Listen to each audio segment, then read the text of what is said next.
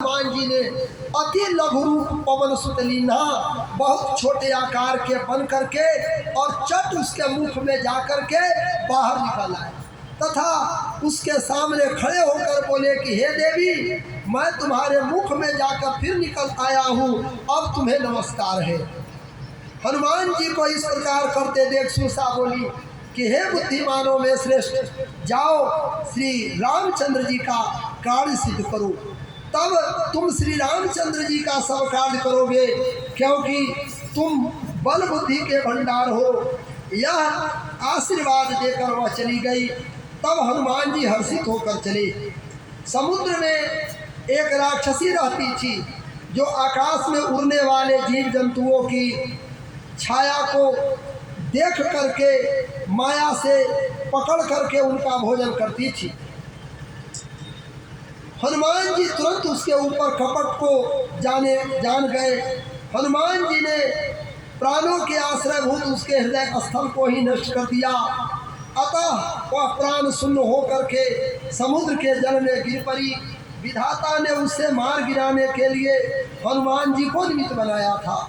लंकनी से भेंट लंका में हनुमान जी प्रवेश कर रहे हैं। उसी सिंहिका राक्षसी को मार करके श्री हनुमान जी समुद्र के उस पार पहुँच करके वहाँ के वनों शिखरों की शोभा को देखने लगे। चित्रकूट पर्वत के चारों ओर समुद्र है, पर कोटे जो स्वर्ण से निर्मित थे, ऐसी लंकापुरी को देखा। भयंकर जो था बड़ी सावधानी से उस नगर की सब तरफ से रक्षा कर रहे हैं। कहीं दुष्ट राक्षस मनुष्य भैंसों गायों गधों और बकरों को खा रहे हैं। राक्षसों को देख करके राक्षसों की पुरी में प्रवेश पाने के लिए हनुमान जी ने छोटा रूप बना लिया और लंका में प्रवेश करने लगे। हनुमान जी को जाता देखकर लंकनी कहने लगी कि तुम मेरा मर्म नहीं जानता है, जितने भी चोर हैं वो मेरा ही भोजन है। तब हनुमान जी ने उसमें एक घूसा मार दिया। तब हनुमान जी ने उसकी अवज्ञा करते हुए उसे बाएं हाथ का घूसा मारा, जिससे वह बहुत सा रुधिर दोवन करती हुई पृथ्वी पर गिर पड़ी। फिर कुछ देर पीछे लंकनी ने उठकर महाबली हनुमान जी से कहा कि हे हनुमान, जाओ तुम्हारा कल्याण हो। हे अनग, तुम लंकापुरी को जीत चुके। लंकनी कहने लगी, जब ब्रह्मा जी ने रावण को वरदान दिया था, तब जाते समय मुझे राक्षसों के विनाश की पहचान बताई थी। जब तू बंदर मारने से व्याकुल हो जाए, तब तू राक्षसों का संहार हुआ जान लेना। हे तात, मेरे बड़े पुण्य हैं जो मैं श्री रामचंद्र जी के दूत को नेत्रों से देख पाई। लंकनी कहने लगी कि हे तात, आज मैं आपका दर्शन पाकर के धन्य हो गई हूँ। हे हनुमान जी, यदि स्वर और मोक्ष के सुखों को तराजू के एक पलड़े में रखा जाए और क्षण मात्र का सत्संग दूसरे पलड़े में बता दे, जैसे कि प्रबंध उधार सबरी पर भगवान कृपा किए। नारद श्री राम संवाद, सुग्रीव जी से राम जी की मित्रता हुई। आगे बानरों की तपस्विनी और संपाति से भेंट, ये सब निकालिएगा समुद्र तट पर। जी लंका में अभी नहीं पहुंचे, सुंदरकांड की कथा हो रही है और लंका में आज ही प्रवेश कर जाएंगे। हनुमान जी प्रवेश न आज सुनिए ना, आज 7वें दिन की कथा हो रही है।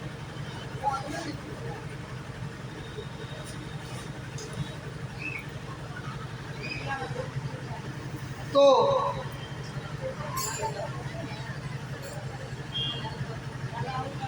लंकनी कहने लगी कि हे तात, आज मैं आपका दर्शन पा करके धन्य हो गई हूँ। हे हनुमान जी, यदि स्वर्ग और मोक्ष के सुखों को तराजू के एक पलड़े में रखा जाए और क्षण मात्र का सत्संग दूसरे पलड़े में रख जाए, फिर भी उसकी बराबरी नहीं कर सकता है। कवि श्रेष्ठ अतः आप इस रावण पालित पुरी में प्रवेश कीजिए और यहाँ जो जो कार्य करना चाहते हो उस सब को पूर्ण कर लीजिए।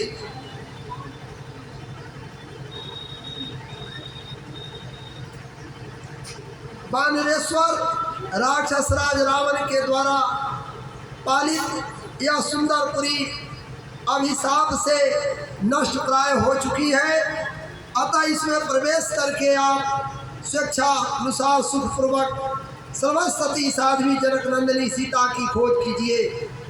अतः हे निष्पाप हनुमान, तुमने लंका को जीत लिया तो सभी को जीत लिया, और रावण के अंतःपुर में एक अति उत्तम क्रीड़ा वन है, उसके बीचों बीच में एक अति विशाल सिंसपा का वृक्ष है। श्री जानकी जी वहीं पर भयंकर राक्षसियों के पहरे में रहती है। तुम उनका दर्शन का शीघ्र ही रघुनाथ जी को उसका समाचार सुनाओ। हनुमान विभीषण संवाद अशोक वाटिका में रावण सीता त्रिजटा का प्रसंग है। लंकनी से आशीर्वाद लेकर के हनुमान जी पुनः लघु रूप बना करके श्री राम का स्मरण कर लंका में प्रवेश करने लगे। हनुमान जी ने हर महल की खोज की, जहाँ तहाँ पर अनेक योद्धाओं को देखा। रावण के महल में भी गए, वहाँ रावण को सोते देखा, परंतु सीता जी कहीं दिखाई नहीं दी। हनुमान जी सभी प्रमुख राक्षसों के घरों में जा करके देखते हैं, परंतु कहीं भी सीता जी को नहीं पाते हैं। पुष्पक विमान आदि का भी निरीक्षण किया और रावण के महलों में अनेकों सुंदरियों को देखा, मंदोदरी आदि सभी को देखा। अनेक स्थानों पर राक्षसों के मधुशालाओं में मांस भक्षण और सुरापान करते देखा। अभवन एक पुनि दीख सुहावा, हरि मंदिर तह भिन्न बनावा। एक सुंदर भगवान का मंदिर दिखाई दिया।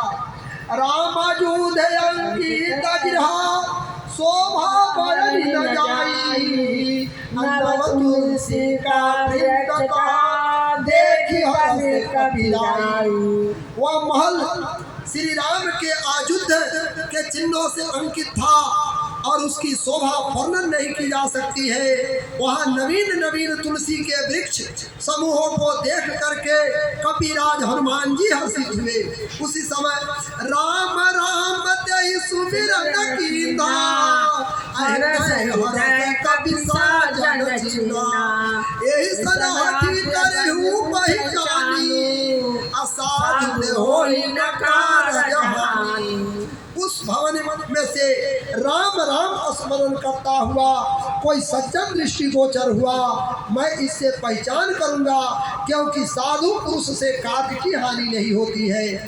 हनुमान जी ब्राह्मण का रूप बना करके विभीषण को पुकारने लगे। विभीषण जी तुरंत पास आए और कुशल पूछ कर कहने लगे कि क्या आप भगवान के भक्तों में से कोई हैं, या आप दीनानाथ श्री राम जी ही मेरे ऊपर कृपा करने आए हैं। हनुमान जी विभीषण जी को देख करके कहने लगे, असुरों मैं कैसे भक्तराज तुम जीवन यापन करते हो, रावण की सेवा में रहकर ही रामोपासना करते हो। वे बोले जैसे जिह्वा है 32 नुकीले दांतों में, रहता है दास विभीषण भी बस उसी प्रकार राक्षसों में। तब हनुमंत कही सवा राम कथा निज नाम, सुनत जुगल तन पुलक मना, मगन सुमरी गुणग्राम। हनुमान जी ने सारा वृतांत कह के अपना पूरा परिचय दे दिया। श्री राम का चिंतन करते हुए दोनों आनंद में मगन हो गए। हे विभीषण, मैं लंका में बड़ी कठिनता से आया हूँ, लंका को प्रस्थान। विभीषण कहने लगे कि मैं इन राक्षसों में दांतों तले जीव की तरह रहता हूँ। आपसे सत्य कहता हूँ, कुछ भी साधन पूजा नहीं बन पाती। मेरा तामसी शरीर है, न कोई नियम बनता है, और न श्री रघुनाथ जी के चरणों में प्रेम ही। अब मोहि भा भरस हनुमंता, अब बिनु हरि कृपा मिलहि नहीं संतान। अब मुझे विश्वास हो गया कि उन्हीं की कृपा से मुझे आप जैसे संत का साक्षात्कार हुआ है। उनकी कृपा के अभाव में प्राणी को न तो संत मिलते हैं, न उनका नाम जप होता है। नर दे कहाँ करी देख विचारू, बिगारू गवार न काज रे।